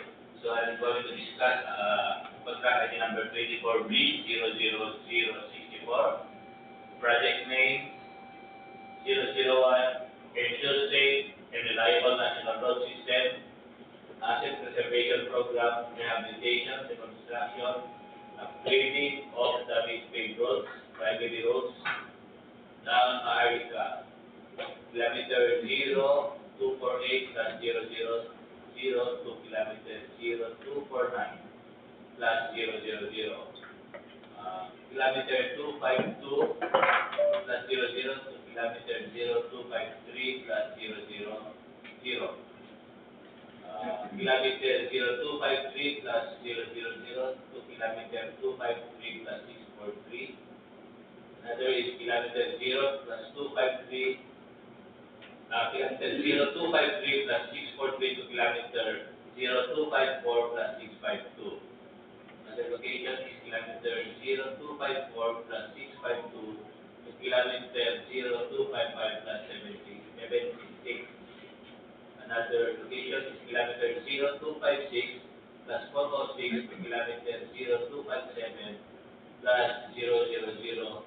And another location is kilometer 0260 plus 081 to kilometer 0262 plus 000. The exact location is the DN, Magabang, Perong Vizcaya. Directing Office, DPWH Regional Office number 2. Funding source is DPWH fiscal year 2024 GAA. The EBC is 137,727,695 pesos. The project with description is asphalt overlay with a length of 7.485 kilometers. 28.402 kilometers asphalt way with selective road reblocking works, 7 day concrete and road safety facilities. The scope of works, for other general requirements, we have project billboards, signboards for DPWH, SOA, and DNR, occupational safety and health program, traffic management, mobilization, demobilization, environmental management, and monitoring. For earthworks, we have removal of structures, obstruction of 0.20 meter thick PCCP, 0.05 meter thick HCC. We have also excavation, supra-scama, and we have also some preparation for existing pavement. Under some base and base course, we have again base course and polymer stabilized sub-base base course. Under sub-base course, we have asphalt overlay, PCCP 0.3 meters thick for 7 base concrete. Under miscellaneous structures, we have road signs, warning, and regulatory. Reflectory thermoplastic pavement markings for white and yellow. Reflectorized thermoplastic gravel strip. Removal of existing reflectorized thermoplastic pavement markings. And lastly, structural concrete injection and crack repair. The contract duration is for 10 working days, equivalent to 120 calendar days. Predetermined and workable days, 11 calendar days. Saturdays and holidays, 32 calendar days, with a total of 163 calendar days. The required pickup license is a size range of at least May to May. For SLPC, leaders shall have completed a contract on major category of works with a construction scope at least 50% of the MBC of the contract to be bid, which is equivalent to 68,863,847.5. The major category of work are CAs, road construction, and asphalt. Similar categories of work are RA, road rehabilitation, and asphalt. Work experience requirement for the key personnel, for project manager and project engineer, 5 minimum years of total work experience in position, and 3 minimum years of similar experience in position. For the materials engineer, he must be an accredited materials engineer 1. For the quantity engineer or surveyor, must have at least 3 minimum years of total work experience in position and 2 minimum years of similar experience in position. For foreman, 5 minimum years of total work experience in position and 3 minimum years of similar experience in position. For safety officer, he must be accredited by DOLE.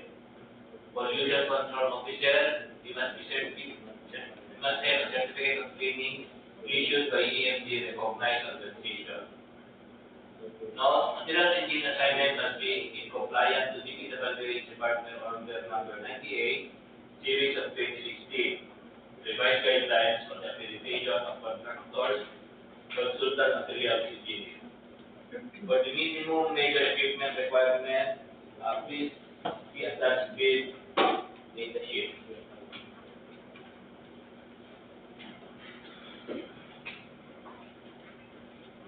And list of material testing equipment, this must be in accordance with DPWH Department Order Number 11, Series of 2017. That's all, Madam Chair. Are there clarifications Okay, kung wala po, let's now proceed with 24B 00065 to be presented to us by Engineer Joel Liposi.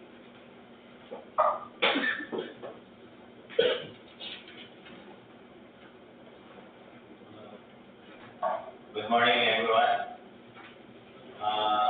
For contract ID 24B 00065, ensure safe and reliable national road system network development program of carriageway improvement, Primary roads, Daang, Maharlika, kilometer 392 plus 261 to kilometer 392 plus 476.9. It is located in Gabo, Isabela. The implementing office is DPWH Regional Office 2, and the funding source is DPWH FY 2024 with an ABC of 4,293,130 pesos. The brief project description is Off-Carriageway improvement. The length is 0.2159 kilometer or 0.4318 kilometer as per survey with 14-day concrete and road safety facilities. Sir Joel, ipasahin na lang natin yung nakaplas. So for scope of works, For scope of works, the other general requirements, we have project billboard, signboard. sir, i-class na lang natin and then i-tingnan na lang natin. So that, yung huwag ko lang basahin. So for scope of works, okay na tayo? May question? Sa contract duration, 43. Next. For ticket license, yung required natin is size range of at least small g. And then for the SLCC, the required SLCC is at least 2,146,565. And then yung major category of work is RCP, while the similar categories of work are RRT and RCTP. Next. So ito po yung mga work experience requirements for the key personnel. May correction po? For clarification? Wala. Next. And then we have the minimum major equipment requirements. Just the same. Tingnan na natin yung kinokorrect natin. Yung mixer. Sir, so let's check on that. And then, saan yung next? Yung ano po yung isa? Yung yes, massive. Then yung 5 to 6 cubic yards, yeah, that's equivalent to Ma'am, use your mic. the transit sir, the capacity of 5 to 6 cubic yards. That was Equivalent to yes, converted to 8 cubic meters. That's equivalent to 8 cubic. Okay.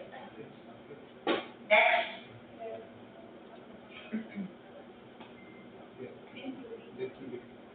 So, okay na? So, just the same, the list of materials testing equipment must be in accordance with DO 11 series of 2017. Next. Okay,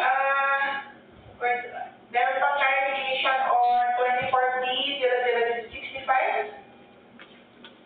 Wala na po. Let's proceed with 24B 0066 to be presented to us by Engineer Cecil Santos. Morning to everyone.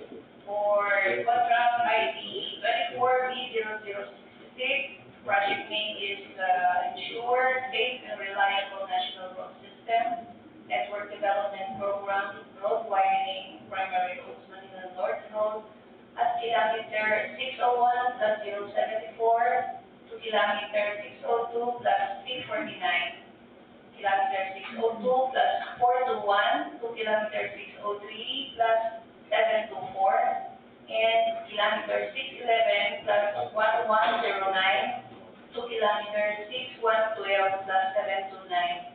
It is located in Claveria, Cagayan, and implemented by the regional office funded under the 2024 DAAG. Its ABC is 204,697,782 pesos and 82 centavos. For the brief description, it entails the road widening with a length of 3.257 kilometers or 6.514 lane kilometers as per survey with 7-day concrete and road safety facilities. Okay, for the scope of work, usually tignan natin dyan, provision of service vehicles included and is brand new. Okay, next. Pakicheck na po yung scope of work under other general requirements. Nag-require siya. Earthworks. Then sub-base and base course. For surface course. Next. And then for road bridge construction. Ano yung consider? Retaining wall. Retaining wall. So, training and below protection works. And then for miscellaneous structures. Okay, next. So the contract duration is 358 calendar days with 263 net working days. The credited unworkable days is 24 and Sundays and holidays is 71. Next. Continue, Ma'am Sil. For the pickup license, the required pickup license is a range, size range of at least medium, sorry. For its FLCC, the bidder should have completed the contract on major category of works with a construction cost of at least 50% of the ATC of the contract to be bid, which is equivalent to 102,348,891 pesos and 41 centavos. For the major category of work, RCP, and the similar categories for work is RRP and RCCP. For the work experience requirements for the key personnel, we have here Flash and the board. And for the minimum major requirements,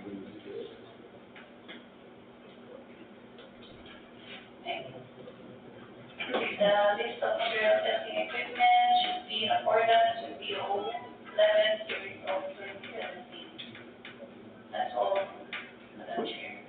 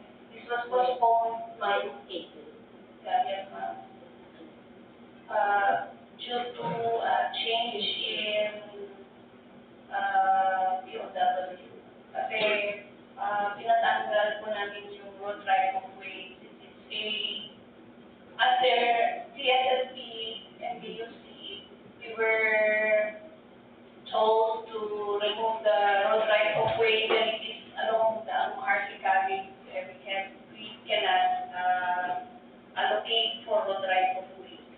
Okay, Ma'am Cecil, so, that means you will be reprogrammed. So let's go to the next, project. What's that? For the information of the body, actually, wala pang postponement. So kasi sa 21 pa naman yung bidding. So, nung nag-meeting kami nila, Ma'am Cecil, with the director yesterday, we informed him that kung yung mga changes, kung kayang ihabol hanggang sa 12 o 13, matutuloy yung bidding. Pero kung hindi maihabol, yes, ma'am. Kasi 21 pa naman yung meeting day. So, ang latest na pwedeng magbigay ng forbid bulletin, kung kaya nilang ihabol hanggang sa 12 o 13, matutuloy pa rin sa 21.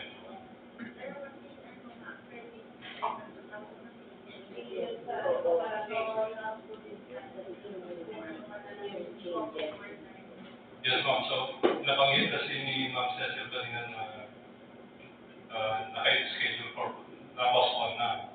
Actually, hindi pa. So, we will wait up to the 12 or the 13 kung wala pang may bibigay na revised na quantities. I-postpone natin. Pero kung may hahabol nila before those dates, matutuloy yung sa 21. Yes, ma'am. Yes, ma'am.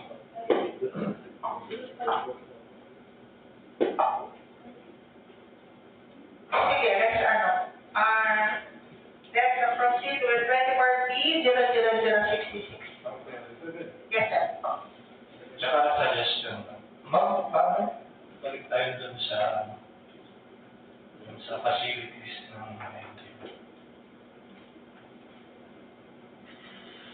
Anong numbers? Ano ba siya ID, sir?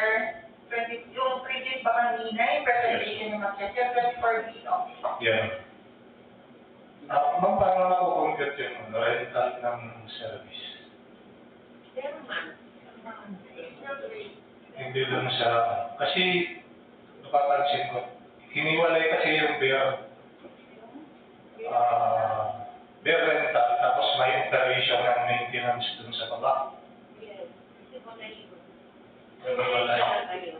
Hindi, kumbaga, yung service rental is not yet operational, so it's very rental.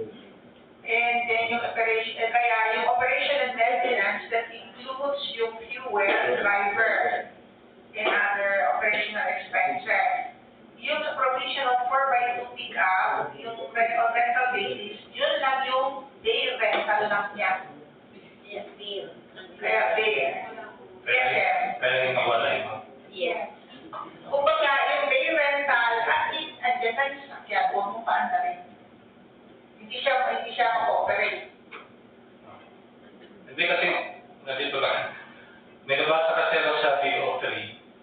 DO3 series of 2010. 2010? Yes, ma'am. Guidelines on the acquisition of motor vehicles for use in infrastructure project supervision. Meron kasing sample computation dito ng DPWH sa pinakalas niya ng rental rates. Bali, tatlo lang kasi ito eh. Bay rental, fully maintained at saka fully operated. Doon sa fully operated, kasama na yung operator's wage, fuel cost, at lubricating cost. Baka pwede pagsamahin mo lang doon, ma'am. Hindi. Hindi pwede. I-check natin po sa yung updated na DOS. Updated DOS at saka yung PNPP natin. Ito yung vacant na Anong video? Updated na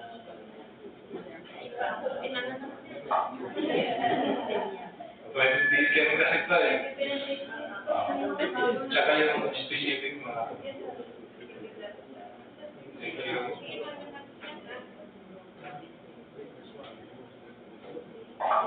Sir Boss? So we should now go to 24B, 0067, Mamiya.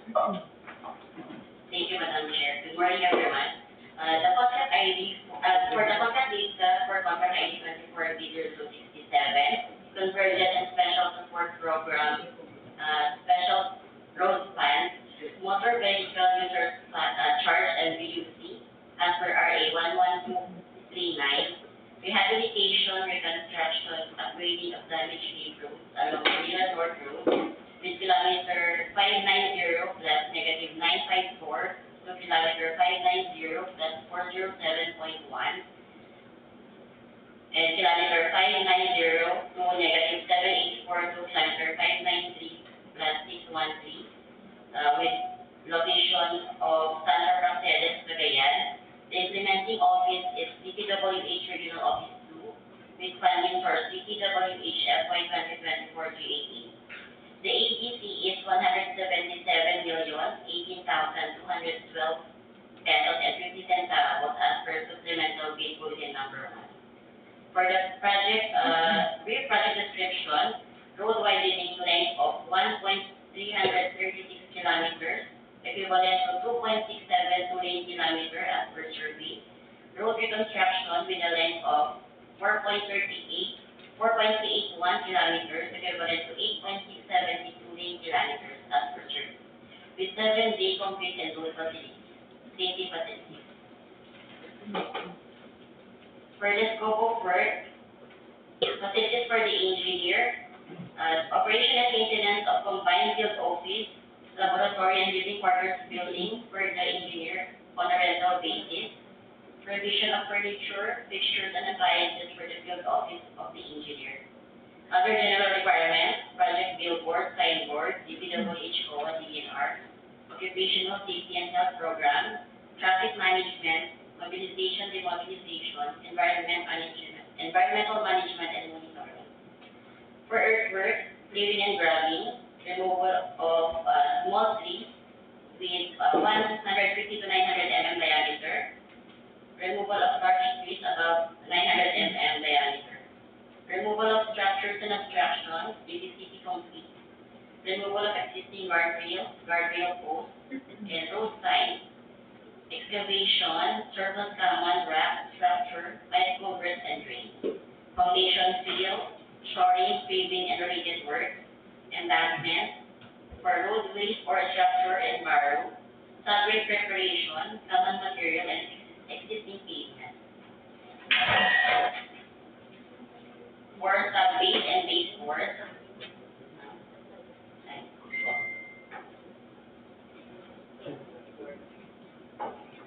for the scope of work, may correction po ba kayo sa slide na to?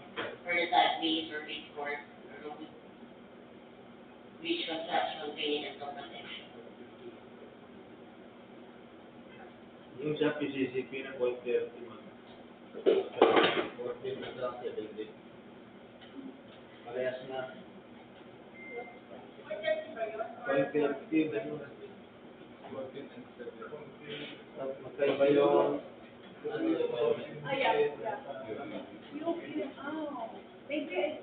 23. Usually yung 7 days sa carriageway and then yung 14 days to sa sidewalk or shoulder. Pero usually pa kasi, di ba ang sidewalk ay yung shoulder natin is 0.23. I-check mo na lang ha, 0.23.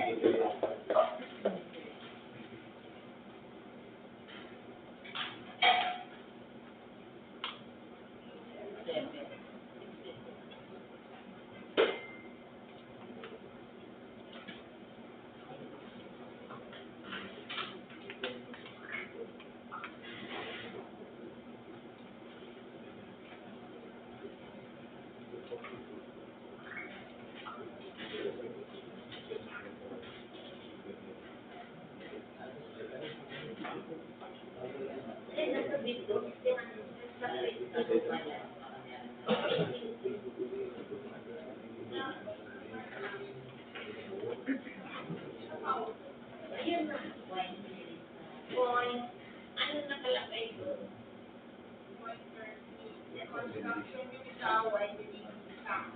Parehas na 0.3. Correct. Parehas na 0.3. Yung ang tawag dito, yung item number 33, reconstruction siya. Yes. Sa carriageway. And then widening is 7 days. 7 days naman yan. Bali 7 yun, ma'am. So, yun, Christian ka.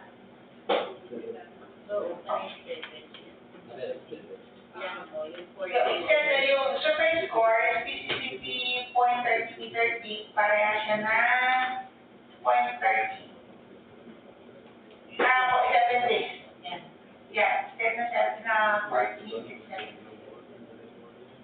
Okay? There's a correction.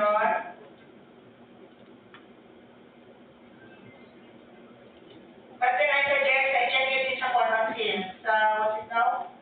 Sa PAO, sa program of one. Ano yung ano pa ba? Yung? Parehas na 20.68 gigapascal. Yung structural concrete. Yung structural concrete na 2014B. Tapos 28 26 po yan. Check mo ulit.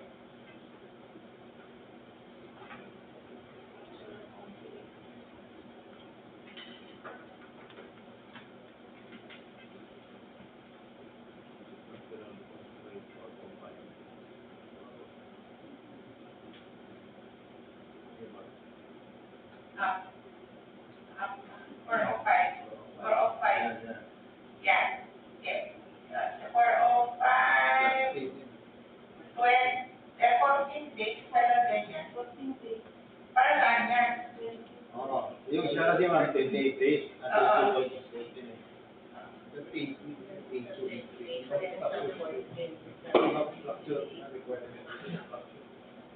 Anong structure yan?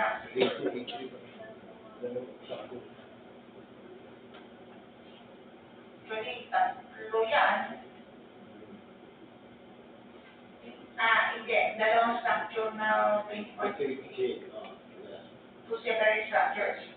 14 days saka 28 days. Okay. I-verify din.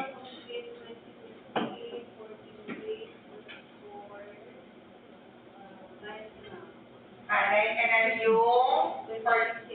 Yung 14. Parang sila kasi na 20.68. Yung number of days. Yung number of days. Ano yung 14? Yung 82, ma'am. 405, 182. 82. 5, 8. 82. Sama ng 14.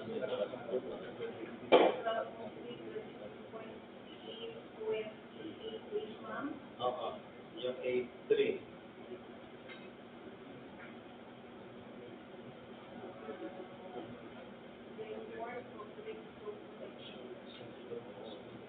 Pang protection yung Saan dyan? 28 days. Eh, yung 14?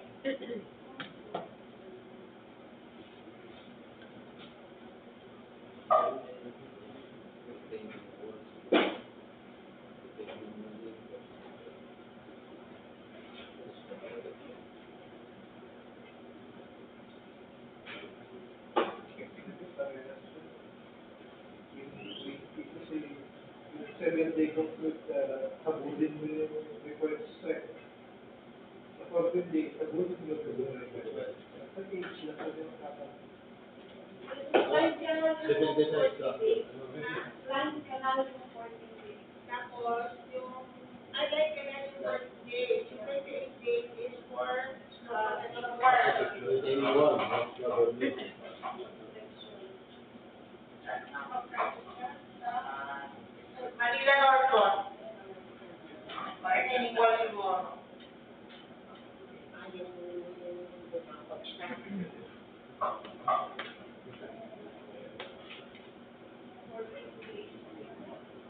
na?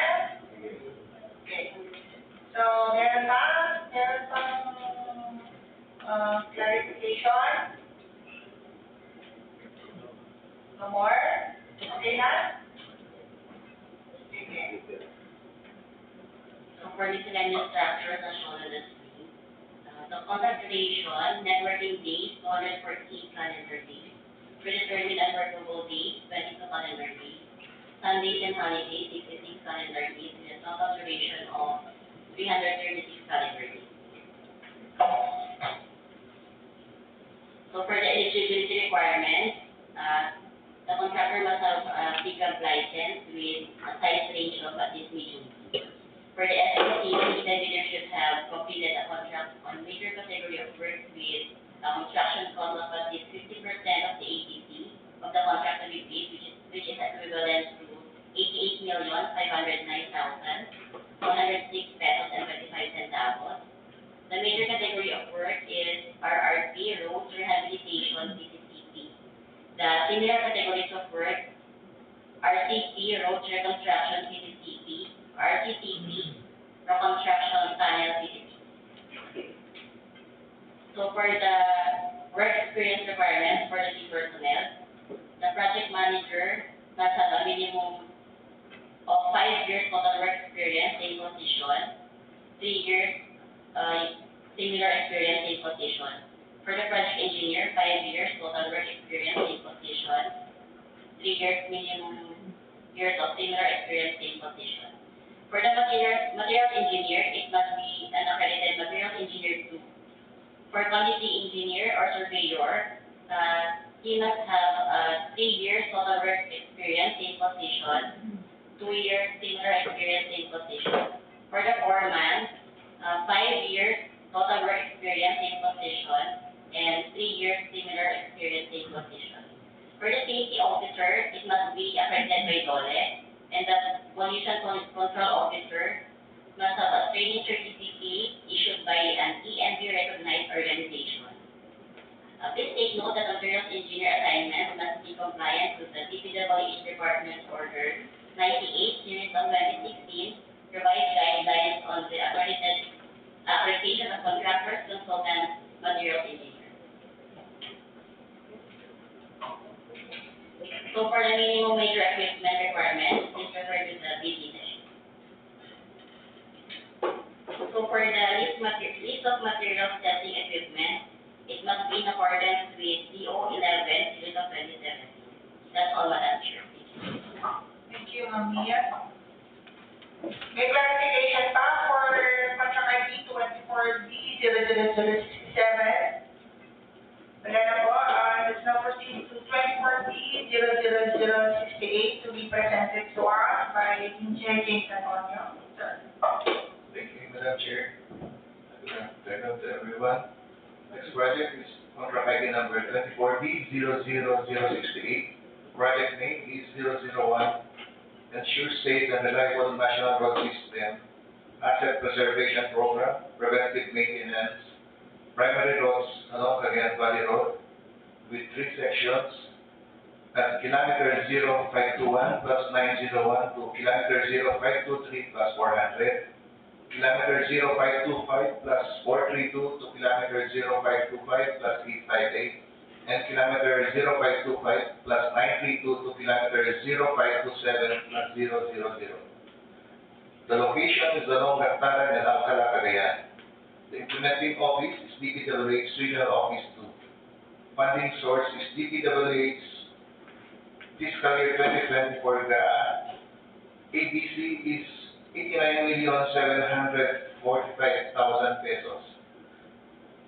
Brief project description is of asphalt overlay with a thickness of 100 mm, total length of 2.993 kilometers equivalent to 8.984 lane kilometer as per survey with pavement markings. For the scope of works, facilities for the engineer, provision, operation, and maintenance of combined field office, laboratory, and living quarter building for the engineer on a rental basis. Provision of furniture, fixture, and appliances for the field office of the engineer. Provision of right to pick up type service vehicle for the engineer brand new on a rental basis. Operation and maintenance of 4x2 pickup type service vehicle for the engineer. Other general requirements, project billboard signboards for DPWH, COA, and PNR.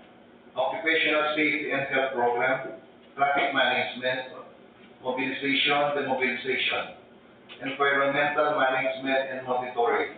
For the earthworks, removal of structures, obstruction, 0.23 meters and 0.30 meters thick Portland cement concrete pavement or PCCP, excavation, surplus common, subgrade preparation, existing pavement. For sub-base and base course, aggregate base course, polymer stabilized sub-base, sub-base course. For sub-base course, asphalt overlay, Portland cement concrete pavement at 0.030 meters thick, 7-day concrete. Miscellaneous structures, road signs, warning and traffic instructions, reflectorized thermoplastic pavement markings, white and yellow, reflectorized thermoplastic rumble strips. The contract duration is a total of 142 calendar days, with net working days of 103 calendar days, predetermined unworkable days of 10 calendar days, and Sundays and holidays, 29 calendar days. For the eligibility requirements, pickup license. Required pickup license must be in size range of at least medium A. SLCC, bidders should have completed a contract on major category of works with a construction cost of at least 50% of the ABC of the contract to be bid at 44,872,500 pesos. Major category of work, RCA, roads, construction, asphalt. Similar categories of work, RRA, roads, rehabilitation, asphalt. For the work experience requirement for the key personnel, project managers, there is minimum years of total work experience, same position at 5 years. Minimum years of similar experience, same position, 3 years. Same with the project engineer and the foreman. The materials engineers, he or she should be an accredited materials engineer 1. For the surveyor, quantity surveyor, minimum years of total work experience is 3 and minimum years of experience, same position is 2. Safety officer must be an accredited by DOL. Pollution control officers should have a certificate of training issued by an EMB recognized organization. Note, materials engineer assignment must be compliant to DPWH DO98 series of 2016 revised guidelines on the accreditation of contractors, consultants, materials engineering. For the minimum major requirements, please refer to the bid data sheet and the list of materials testing equipment in accordance with DO11 series of 2017. That's all, Madam Chair.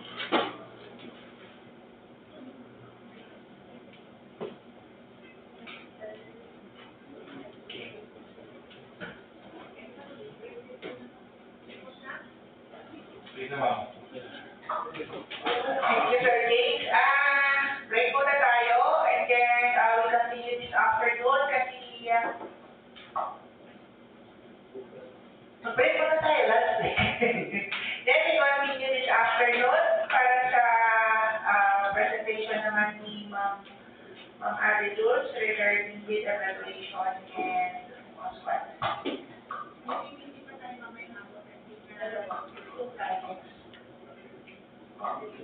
So, pan muna.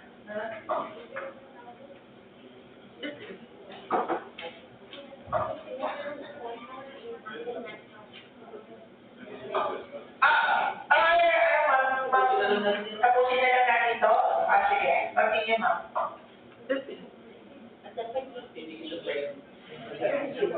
Tapusin na natin si Frederick.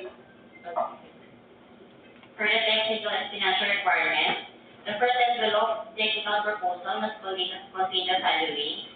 Eligibility requirements must be updated in the DPWH. For the registration in the DPWH Civil Works Application, CWA, if the bidder is not enrolled in the CWA, the bidder must submit its Class A and Class B documents, excluding the 5 Class A documents covered by field desk registration certificate. If the bidder is enrolled in the CWA, a update the pertinent documents in the DPWH through the contract profile application in the DPWH website. So for the bid security, the bid validity period and bid security validity period must be 120 calendar days from the date of submission of bid.